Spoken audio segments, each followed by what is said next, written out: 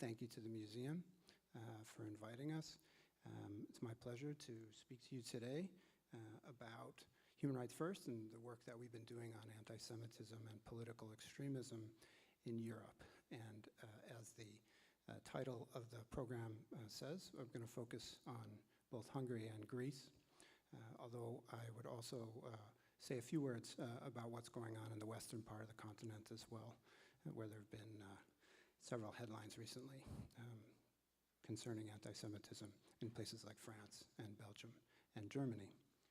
So as was mentioned in the introduction, Human Rights First, we are an American organization, been around for 35 years. Our mission is to challenge the United States to be a leader on international human rights. We work on some domestic policies where we feel that the United States needs to improve its leadership on things like torture, indefinite detention, targeted killing, asylum and refugee policy, and we work on a variety of foreign policy issues. So when I talk about places like Hungary or Greece, really talking from the lens of why Americans should care and why US policy should take note and take into account of what's going on with anti-Semitism and political extremism in Europe. At Human Rights First, we have been working on the issue of anti-Semitic violence and other forms of violent hate crime for over 10 years. When we saw in the early 2000s, there was a spike in violence in both Western and Eastern Europe. And we worked to raise awareness of what was going on through our reporting, as well as making recommendations to national governments, and the US government is how it could respond. We believe that no community should be standing alone in the face of hatred and violence, and that governments have a responsibility to respond, to diffuse hatred, to combat and prevent violence, and to punish it when it occurs. And since 2012, 2013, we began to see the rise in voting strength in what's called in Europe far-right parties, parties that express xenophobic, racist, often anti-Semitic, as well as anti-Muslim and homophobic views. And particularly over a couple of years, 2012, 2013, we saw the rise in a voting strength of these parties, particularly in Hungary and in Greece, which I'm going to talk about. But this is part of a broader trend. And in May of 2014, far-right parties from 14 countries in the European elections sent members to the European Parliament. The slide here shows some of these countries from which these far-right parties are coming from: Denmark, France, Austria, Hungary, Netherlands, Finland, and Greece, and Germany. This one shows that it's not just European elections, but it's also in national elections as well. And I'll talk about that both in terms of Hungary and Greece. So in Hungary, since 2010, 2009, the far-right party is called Jobbik. Jobbik was first to put members in the European Parliament in 2009, and it won 17% of the vote in 2010, almost 50 members of Parliament. And there were some controversial things that I'll get to in a moment that transpired between, after 2010. But Hungary had an election in 2014, and this was Jobbik's, one of their campaign ads in 2014. And here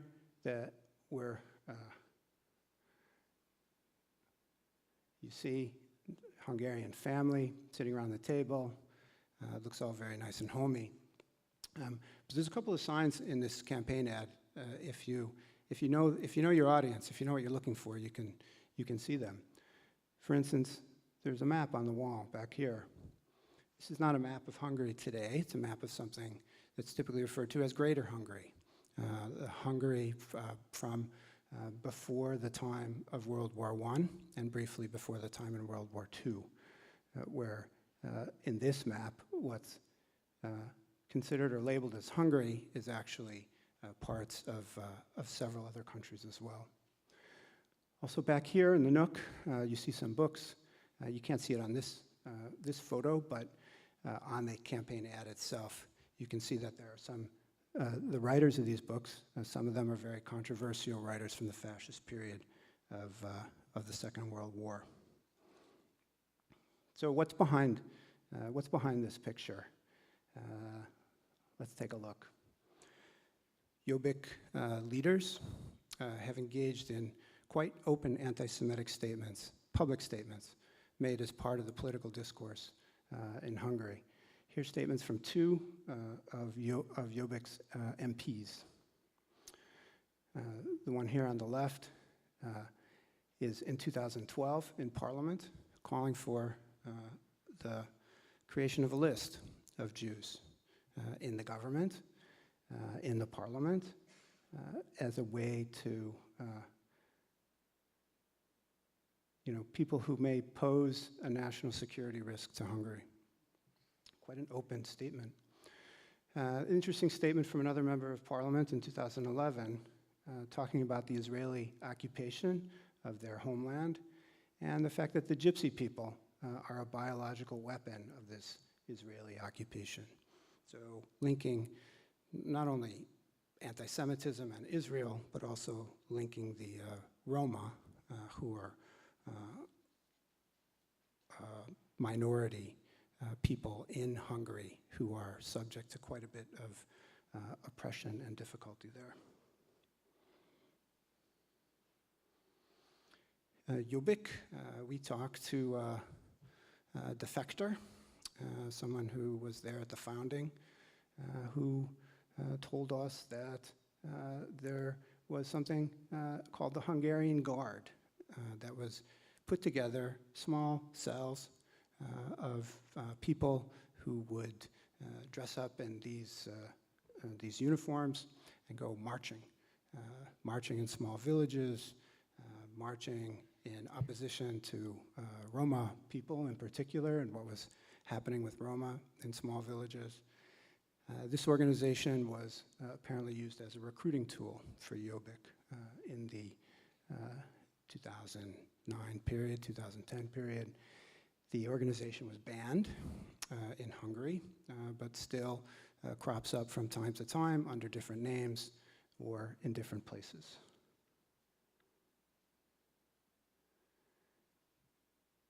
Also in Hungary, there have been instances of hate crime. Here's a recent, from last year, a cemetery desecration in March of 2014. And you'll see that the, this is a cemetery where the stones have been desecrated with swastikas and a variety of anti-Semitic remarks, including this idea of the hollow lie.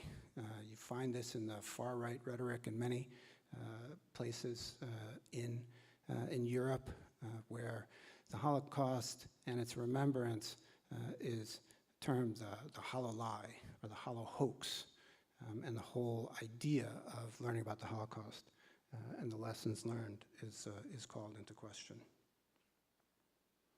It's my understanding that in this particular incident, although it's being investigated by the police, no arrests have yet been made. When I was in Hungary and back in April of 2014, when we were there around the elections, we visited a small town called Érpatak in the countryside away from Budapest. Érpatak has a very colorful mayor. Here he is, Mr. Orosz. And Mr. Orosz dresses in the outfit of a indigenous to the area of the country from the 19th century. And he has been introducing a variety of very controversial policies. So for example, he sat us down and he told us that in distributing the financial resources of the state through his power as a mayor, that he was trying to make an important distinction between what he termed as the good Roma people and the destroyers, and that the benefits were going to go to the good ones and not the destroyers. There's been a variety of investigations of some of these practices. He presides over an interesting looking town. On the left here is his town hall, which is festooned with a variety of flags, some of which are reminiscent of the fascist era. There's a quote over the door, you can't see it, from Miklos Horthy, a ruler of Hungary during the period of the Second World War. Inside the door of the town hall, there was, over the reception desk, there was a map of this greater Hungary. On the right is a community center just down the street from this town hall. This community center is dedicated to Albert Voss. Albert Voss was a writer during the Nazi period and during the Second World War. He was convicted in Romania in connection with the killing of 2 Jews in Romania. This is a figure whose writings are taught as part of the Hungarian national curriculum. Jobbik did quite well. So in 2010, they had about 17%. In 2014, they had 20%. And 1 in 5 Hungarians voted for Jobbik. They also they continued to do well in elections since then, in the European elections in May, and then in local elections in the fall. Just one more footnote to our friend from Erpetok. During the summer, when the Israel-Gaza war was going on, he staged a media stunt, in which he hung Benjamin Netanyahu and Shimon Peres in effigy. This is quite a controversial character. Jobbik is not in power in Hungary. In power now is Viktor Orban, who's prime minister, and his party is called Fidesz. And Orban and Fidesz have been governing since 2010. They have been elected again in 2014. And many of the policies of the government have also been quite controversial in terms of both nationalism and protection of human rights. Just to mention a few things, since the election in 2010, when Orban and the Fidesz party controlled 2/3 of the parliament, they were able to amend the constitution and enact what they called fundamental laws at will, without any cooperation of other parties necessary. Using that 2/3 majority, they, as I said, amended the Constitution several times, then created another one in which they changed the mandate of the Constitutional Court, reduced it. They also changed the composition of the judiciary through a scheme of early retirement, mandatory early retirement. They changed the rules governing elections. So, for example, in 2006, Fidesz, Orban's party, lost and got 42% of the vote. In 2014, with 45% of the vote, they were able to have a 2/3 majority in parliament. So this is a number of acts in all sorts of different areas that have raised concerns about human rights. In the area of independent media, a variety of decisions have been taken in terms of taxation, the use of state ad revenue, the doling out of radio frequencies. all of which the impact has been to narrow the space for independent media and to reward media that is largely loyal to the government.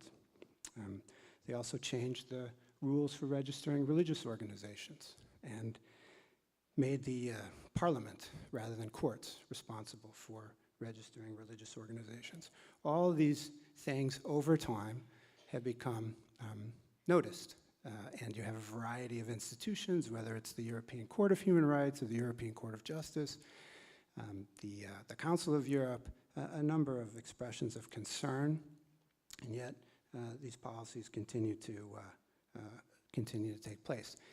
Prime Minister Orban himself, I think, summed it up rather well in August of 2014, in which he said that in Hungary, they were not, liberal democracy was something that was dead.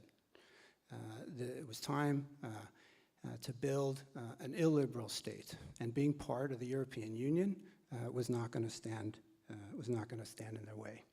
This is a picture of a Hungarian Special Forces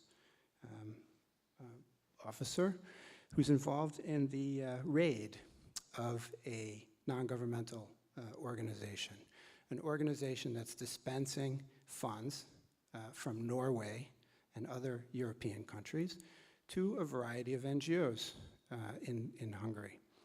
And these NGOs who receive foreign funding have come increasingly under attack by the government, culminating in this raid, and also a decision by the tax authorities to try to revoke the tax identification numbers of these organizations. And these are not any ordinary, NGOs. We're not talking about sports clubs or arts clubs or things like that. These are organizations that deal with human rights, they deal with corruption, they deal with their independent media, Transparency International, some of the leading human rights groups in Hungary. A court recently, so I was there a couple weeks ago, and a court in Hungary had just recently ruled that this raid was illegal, although the cases against the organizations are ongoing.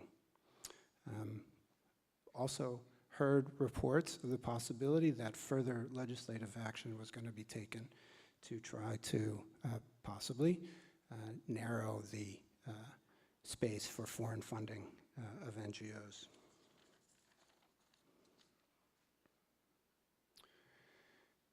The government has also recently come under some criticism, both within Hungary and outside of it, for trying to shift the understanding of the history of Hungary around the Second World War period and shift the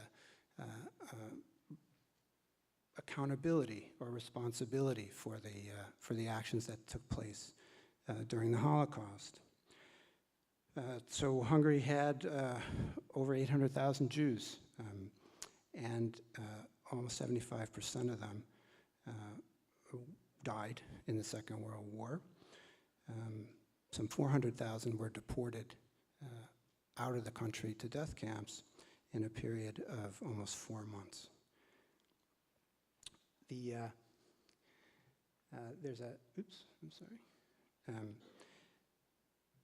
There's been a number of controversial proposals, one of which was by the government, one of which was the creation of this statue, which is in one of the main squares in Budapest.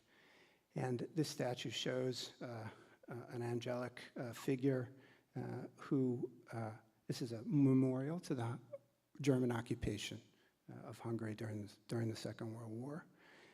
This angelic figure represents Hungary, and this ugly bird swooping down on it represents Germany.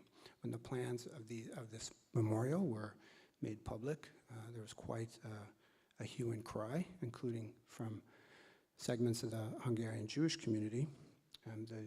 The Jewish community ultimately, major parts of it, pulled out of the celebrations that the Hungarian memorials and commemorations that the Hungarian government was organizing around the 70th anniversary of the Holocaust. Another controversy was over a museum that is being built. There are two museums now dealing with the Second World War period. There's another one that's being planned. And this charges of historical revisionism have raised concern among the Jewish community there. Other concerns that have been raised include I mentioned, they're fascist era writers who are part of the national curriculum. In 2013, the European Union issued a survey where almost 50% of the Jews that they spoke to had considered emigrating because they felt unsafe living as a Jew in their country. It has to be noted that Mr. Orban himself has expressed a zero-tolerance policy for anti-Semitism in Hungary. And his government has started to find a more common ground, let's say, with the Jewish community there on several of these issues. And Hungary is about to take over as the chair of the International Holocaust Remembrance Alliance, which is, again, somewhat controversial for a government, given some of the steps that it's taken. But I think we're all looking forward to that chairmanship by Hungary as being a way to reverse some of the issues that have come up. And on this, I should say here on the right, is there are protesters. This statue was built rather precipitously right after the 2014 parliamentary elections, in which Orban and Fidesz were reelected. And it engendered a number of protests in Hungary, and this is someone being carried away from that protest. One other aspect of the Hungarian political scene that is somewhat controversial here in the United States is the relationship between Orban's government and Russia.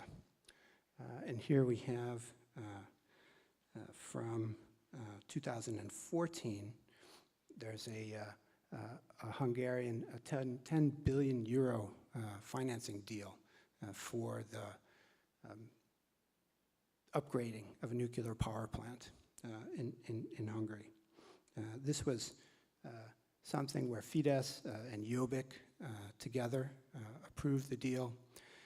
Most Hungarians found out the details from Russian websites, not from their own government.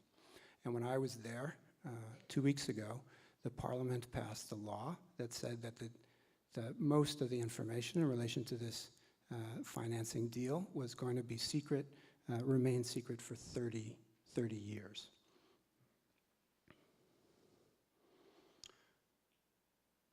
Also in 2015, Hungary agreed to cut off gas for a certain period of time to Ukraine following a visit with Russian officials.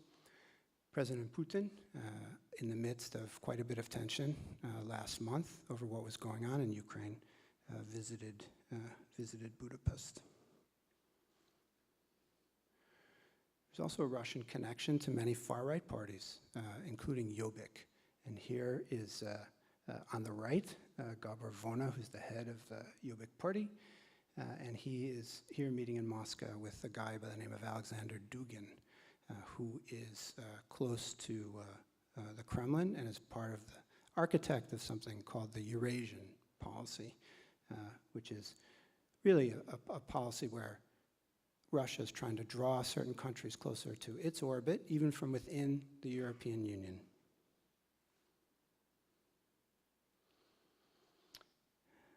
And then there have been protests at the end of the year last year over the proposal for an internet use tax in Hungary, but also part of this protest concerned corruption. And there continues to be allegations of corruption, investigations by the European Union and how European Union funds are spent. Some of these investigations have been turned over to the national prosecutors in Hungary.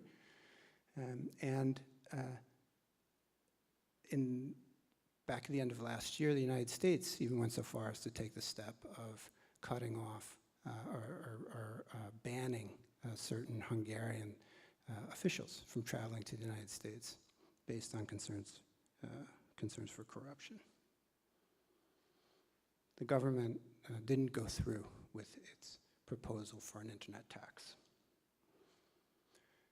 So that's the situation in Hungary. I'll go on say a few minutes about Greece, which is a little bit different. In Greece, the far-right party is called the Golden Dawn. Here are some of its insignias. You'll notice this one is from Golden Dawn's New York branch. Golden Dawn had been around since the 1980s, but in 2012, it kind of burst onto the political scene in national elections. It scored 7% of the vote, and it secured 18 members of parliament. This was obviously a difficult time for Greece, economic crisis, immigration crisis, governance crisis.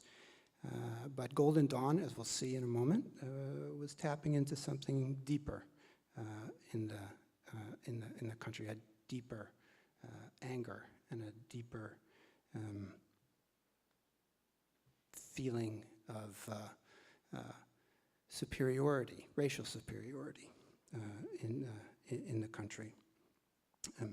They had launched a campaign, essentially, where gangs of members dressed in a certain way would roam through central Athens and attack dark-skinned people. And they seemed to be acting with impunity.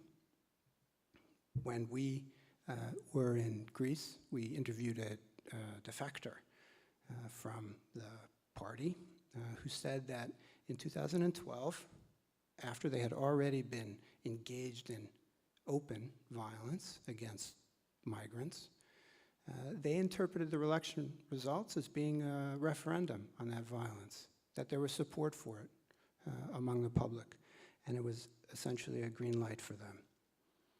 Here they are, some of their supporters in Athens celebrating their victory in 2012. And from 2012, for a period of almost 2 years, Golden Dawn escalated its public, violent rhetoric and activities in Greece. And it's worth noting what it took for the government to eventually move in a decisive way against the party.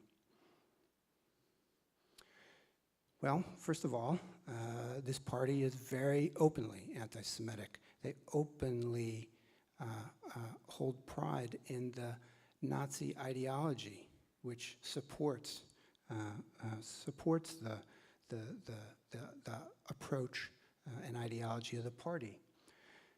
This is their leader on the left, Nikolaos Michaliakos, and he, in 2013, among many other openly anti-Semitic statements, called into question again the Holocaust, saying that although he's read many books that question the number of 6 million Jews, and said it was an estimation which was made up, and that there were no ovens, there were no crematoria, this is all lie, hollow hoax. This is something you see time and time again. This gentleman here, Ilias Kasidiaris, who is the second in command of the party, with his swastika tattoo, he read from the Protocols of the Elders of Zion on the floor of the Greek parliament. Both of these guys were members, elected members. They engaged in in addition to anti-Semitic rhetoric, quite openly violent rhetoric and actions. One of their spokespeople in 2013 on a BBC interview said, well, there's going to be war in Greece. There's going to be Golden Dawn and the police on one side, and the liberals and the migrants and others on the other side. Here, this is a televised debate. This is our friend Kasidiaris the guy with the swastika tattoo.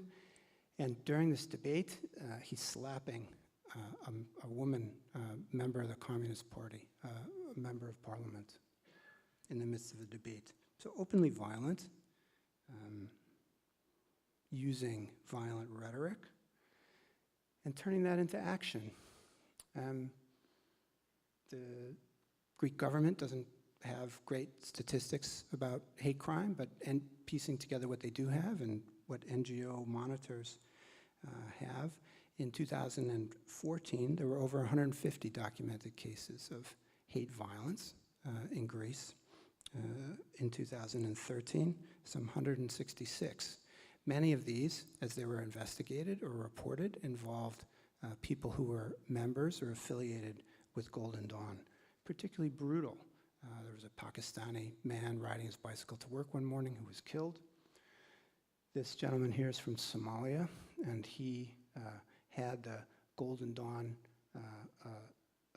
initials carved into his back.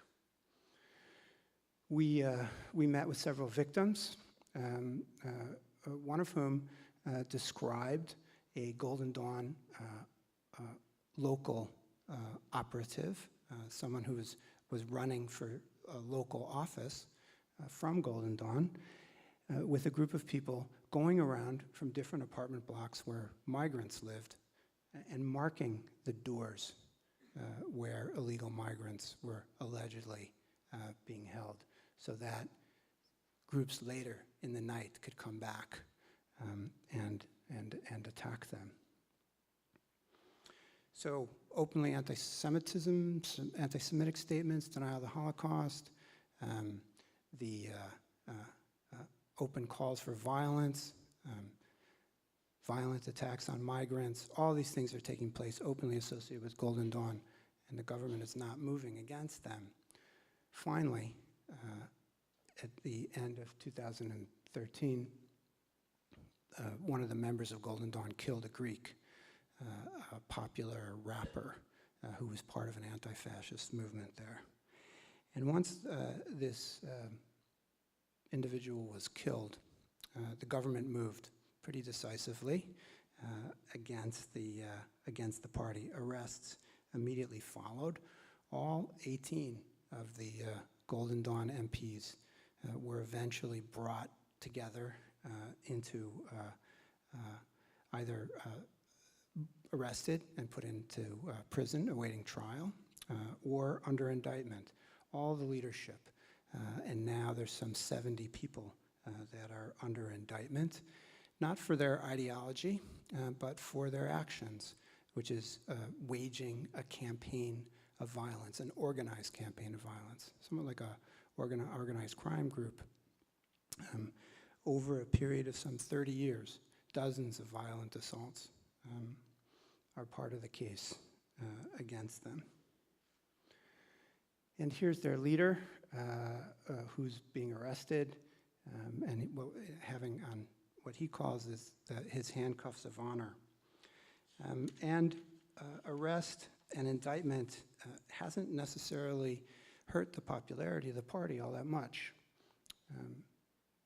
In the 2014 European elections, you'll see here another makeover. Remember the makeover, Jobbik makeover in Hungary. So here's a pre-2014 Golden Dawn rally with it's hard to see, but they have the red and black flag and the black outfits, and it looks kind of scary. Well, in 2014, when we were there, you had the much more Greek-looking campaign rallies. But some of the speeches still that you heard were quite virulently opposition to bankers, Israelis, Americans, very nationalist rhetoric. So after this case was brought at the end of 2013, in 2014 elections in the European Parliament, they scored 10%. They were the third highest party in Greece. This was a higher percentage of the vote than they got in 2012 in the national elections. And they sent two former generals as their members of the European Parliament, including one who had an EU command at one point. So what's the current situation with respect to Golden Dawn in Greece? You had, it's a mixed picture. You know, on the one hand, this is the mayor of Thessaloniki, and he is appearing at the swearing in of his new city council, which included for the first time a member of Golden Dawn, and he's protesting by wearing this, wearing a star identifying that identified Jews. He's not Jewish, but he did this to protest the ideology and the rhetoric of the party. This is a desecration of a Holocaust memorial in Athens from last year. So these attacks, mostly on property, have continued. This is an Iranian man who was stabbed 12 times at the end of 2014 in another one of these attacks. In January of this year, there were national elections, and Golden Dawn did pretty much as well as it did in 2012. This, again, despite the case going on, 16 or 17 of their MPs were re-elected to the parliament, even though many were in jail. So Golden Dawn stubbornly remains part of the political scene in Greece. I think that's for sure, although the case continues to progress against them and will begin at the end of August. So I wanted to just say a word about something else in the headlines with regard to anti-Semitism and political extremism. When we organized this event, the museum was going to be holding a number of other events dealing with the situation in Western Europe with regard to anti-Semitism. But those events were canceled, so I'll take a moment to say a few things about what's happening in Western Europe, which is different in some ways.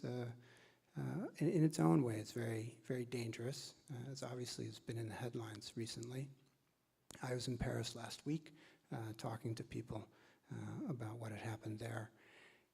And there is, of course, as we all know, this violent attack in France on the satirical magazine, but also on the kosher supermarket. The two together is not very surprising, as attacking targets from a perspective of radicalized jihadists who many times come together. So Jews, enemies of Islam, are often equated by some of these groups. The attackers, and there's been several high-profile attacks on Jews and Jewish institutions in France over the last several years. There was an attack on a Jewish school in Toulouse in 2012, I believe. There was a Frenchman who attacked the Brussels Jewish Museum in 2014. Many of these attacks are people who are coming from the Muslim and immigrant community of Arabs and West Africans in France, representing a piece of that community, a community that more broadly is subject to prejudice, a lack of inclusion in French society, the problems with discrimination and unemployment, which is really challenging the identity of France. At the same time, this is Marine Le Pen and the head of the National Front, and this National Front party is growing quite enormously in popularity in the last couple of years.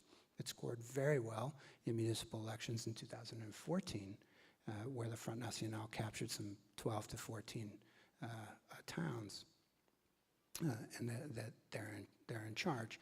In the May 2014 European elections, the National Front scored the highest of any party in France, and their popularity continues to grow after the Charlie Hebdo attacks.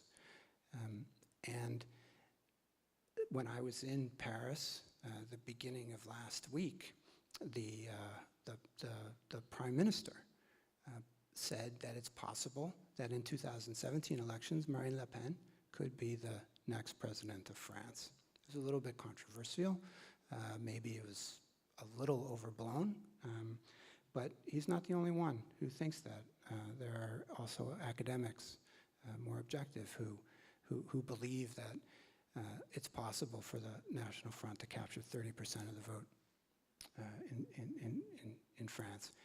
And that this creates a kind of cycle that is mutually reinforcing and not good for France, certainly not good for the Jewish community in France.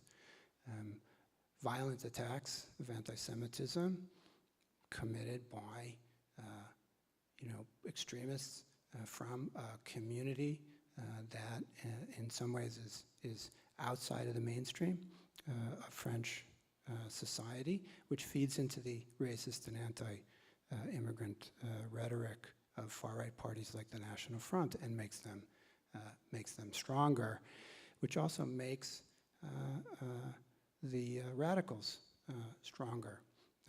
And now you have several scholars who have talked about how the anti-immigrant, anti-Muslim rhetoric that you see in Europe today helps feed the narrative of the jihadist recruiters who are saying that this is a clash of civilizations and Muslims have no future in Europe, so they're trying to attract them to their much more violent cause.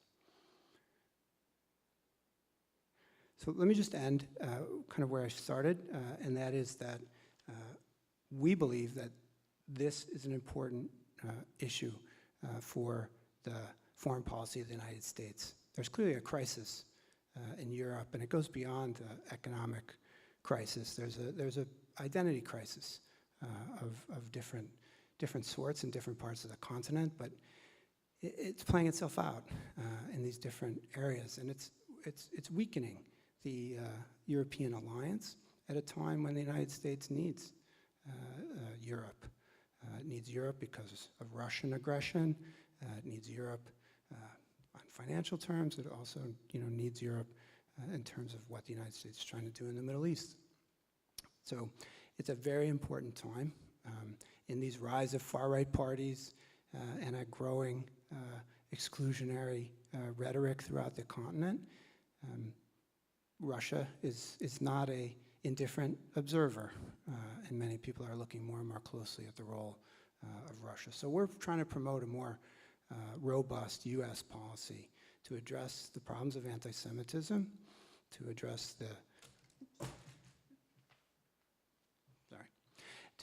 the growing authoritarianism and rollback of democracy in Hungary, and the challenges to the rule of law in Greece. So I guess with that, I will stop. I'm talking for a very long time, so I apologize for that, but I'm very happy to take any questions. Okay, so we have a mic that is coming down. Coming to you right now. Okay. You wouldn't need a mic, but anyway. Okay.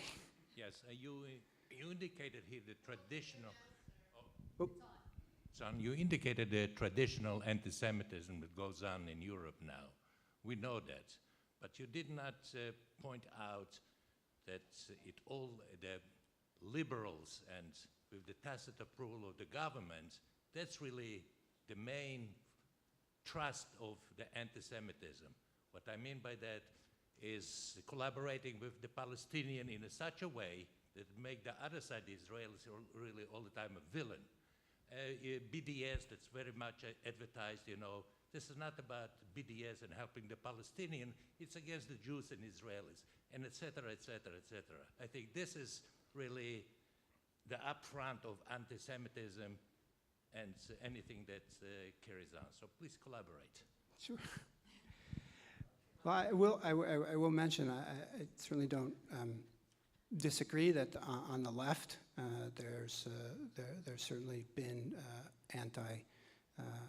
anti-Israel and pro-Palestinian views that are being expressed, and this, can cross the line into anti-Semitism. Interestingly to note, though, both Hungary and Greece currently have pretty good relations with Israel. Yes, sir. Hello. In Hungary, I can understand it's a long-standing anti-Semitism, but how do you explain the sudden emergence of anti-Semitism in Greece to such an extent? Yeah, so it's an interesting question. What we were told by experts is that there is a latent anti-Semitism among segments of the population in Greece. Also on the left in Greece over the years, there has been at times a very pro-Palestinian kind of political drumbeat. But this current problem with Golden Dawn seems to kind of fuse together a Nazi inspiration that comes from their desire to promote kind of racial exclusion across Greek society, right? So they're trying to purge Greece of agents that will undermine the racial superiority of Greece. So it's typical to, I guess, to revert to anti-Semitic stereotypes. For sure, that can be appealing to people in the population, but also they're targeting immigrants, migrants. There are very few, it's true, just a number of a few thousands, but yet it doesn't stop the anti-Semitic rhetoric or even some of the violence. Yes, sir. Well, maybe it's good to put the information forward. There are about 6,000 Jews in Greece, and a very small number. There used to be 77,000 before the Second World War.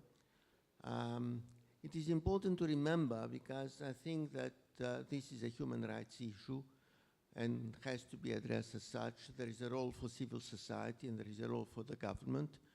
It's good to know that the government has taken steps against Golden Dawn in the way that it has. I hope that many more will find their way to prison very soon.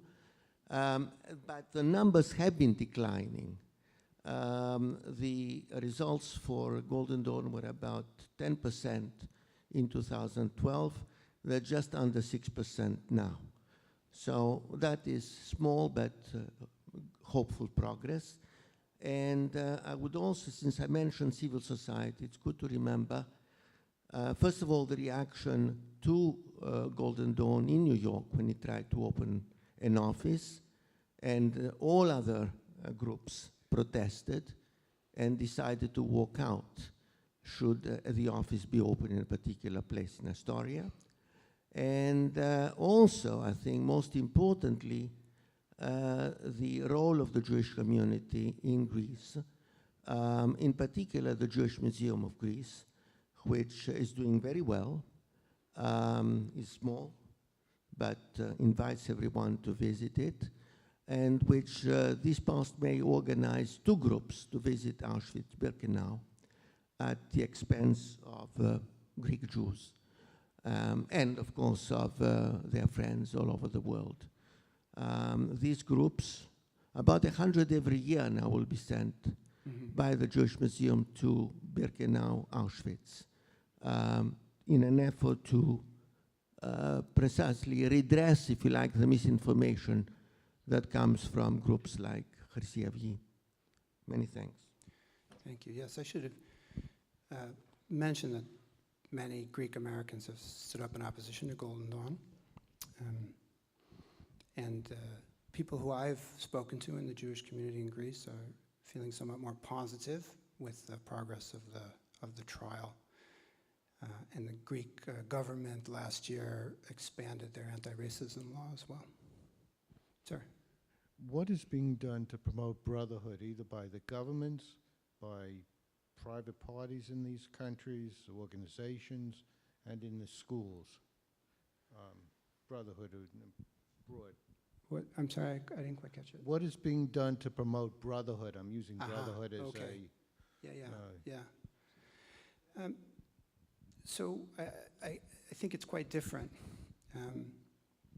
in different places, and I'll give a couple of examples of things. So when I was in France, for instance, I met with someone who was a prominent member of the Jewish community who used to be involved in the 1980s in anti-racism efforts in France, where you had quite active civil society groups who were in opposition to racism. And here you actually had Jews and Muslims and others working together with a common cause. But this type of collaboration and coalition efforts you don't see very much these days. I don't know, we haven't made a close study as to why. I think it's something that needs to be pursued in different parts of Europe. Many, and then in Hungary and in Greece, the educational system is sometimes thought to be part of the problem, in the sense that it's difficult to include in it objective, contextualized information about Jews or other minorities, and then historical questions are framed in particular ways that can put minorities in a bad light. The Hungarians right now are engaged in revising their national curriculum, and some of this has been controversial, but also to their credit, they have begun to involve members of the Jewish community and also other educators in looking at the curriculum and looking at the textbooks. Yes, sir. Two episodes. Yesterday was the anniversary of the deportation of the Jews from Saloniki, and there was a ceremony where 2,000 people was marching towards the railway station where they were deported. Another episode was last year. Israeli minister Yair Lapid was speaking in front of the parliament in Hungary, and his father, Tommy Lapid, was survived, but he affronted them very gently about their past. Mm-hmm. Thank you, I hadn't heard that. Go ahead. How about right here and then in the back? Yeah. And then we have maybe someone on the other side. My question is, how do Hungarians in general react to the repugnant logo of the party that resembles, to me, a swastika? So you're talking about Jobbik in Hungary. Well, I think there's a mixed, right? There's a mixed reaction. This is not, it's not illegal in Hungary. There are some political symbols that are illegal in Hungary. But you see throughout this Hungary and Greece and other, a number of these other parties that are echoing some of the insignia and the symbolism of the far right. And there's a mixed reaction, right? So many people are, against that and speak out against that. But then 1 in 5 Hungarians voted for that party. And I think that, I'm no expert in this, but the mind and the imagination of the voters in many of these countries seems to be kind of fluid at the moment, given the constant crisis that's going on, and how some of the political environment sometimes seems to be slipping out of control. And I think you see that both in Greece and in Hungary, and you may even see that in France or in other places in the West. Yes, sir. This past summer, I was in Greece and Turkey, and I couldn't get over the number of young people wearing American English-speaking T-shirts. I mean, you couldn't see anyone speaking with a Greek or Turkish lettering in their T-shirts. So obviously, America is a leadership in the world. What should the United States be doing to influence attitudes and make use of this power that we seem to have? What can we concretely do? What can we as citizens, what can the government do? What should they be doing? Yeah. It's a great question. So our proposals, on the government level, right, the US government has begun to take these issues more seriously. Continent-wide and also in Hungary, to a lesser extent in Greece. There needs to be more high level from the president and his senior people expressing concern about about the future of Europe and how the future of Europe is bound up with the future of the United States, and that the Europeans, need to address the disaffection of parts of their citizenry. This can't be ignored, right? The Russians are there, ready to take advantage. The far right is there and mobilized and beginning to use social media and other things, to their advantage. Russian propaganda is penetrating Europe. So you need this kind of at the high level. With regard to Hungary, the United States needs to support more those who are embattled in Hungary, whether it's civil society groups that are trying to report on corruption and human rights abuses, independent media, educational reform. There's a variety of things that the U.S. government could do more to support, both financially and politically, those groups who are trying to create a different environment in Hungary. And then I'll say on the civil society side, I think